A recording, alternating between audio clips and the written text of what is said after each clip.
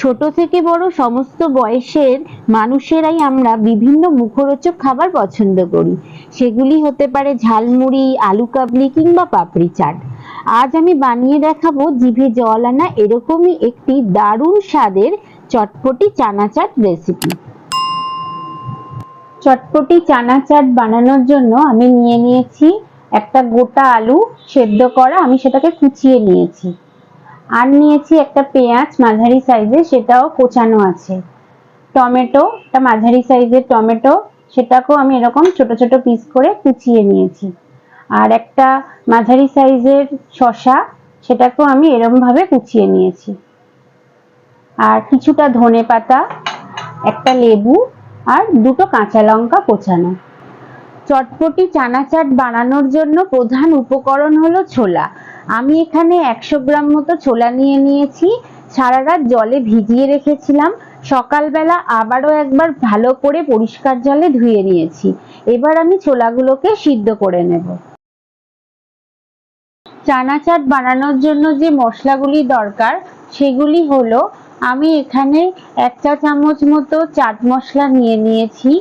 আর নিয়েছি 1 চা চামচ লঙ্কার গুঁড়ো, এখানে নিয়েছি কিছুটা বিট নুন, ধনে আর জিরেটাকে শুকনো খোলায় ভেজে 1 চা চামচ মতো গুঁড়ো করে নিয়েছি। আর নিয়েছি কসৌরি মেথি 1 চা চামচ।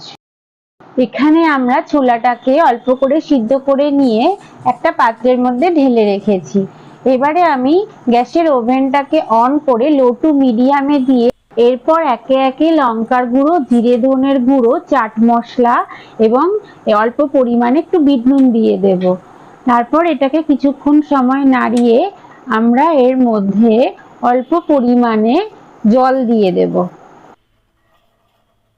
জলের সাথে মশলাটা ভালো করে মিশিয়ে নেব এবং কিছুক্ষণ নাড়ানোর পর যখন মশলা থেকে একটা সুন্দর গন্ধ বেরোবে, তখন আমরা যে সেদ্ধ ছোলাটা ছিল সেটা কড়ার মধ্যে দিয়ে দেব।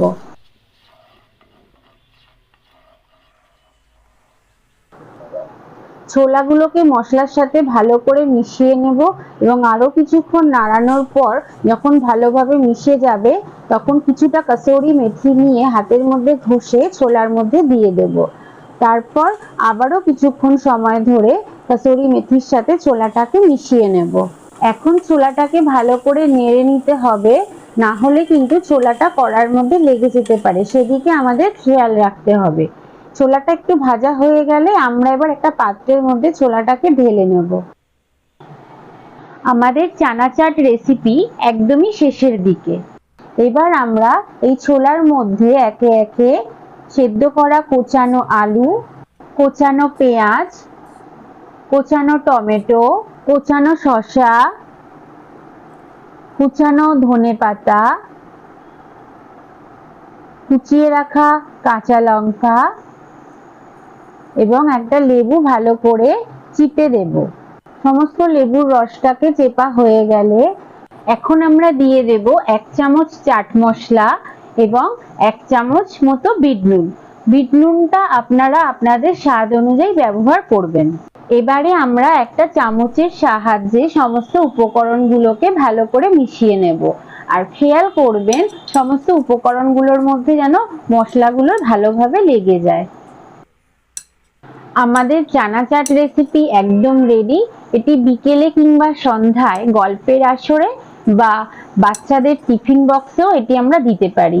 এটি খুব মুখরোচক এবং এটি খুব স্বাস্থ্যকর একটি খাবার।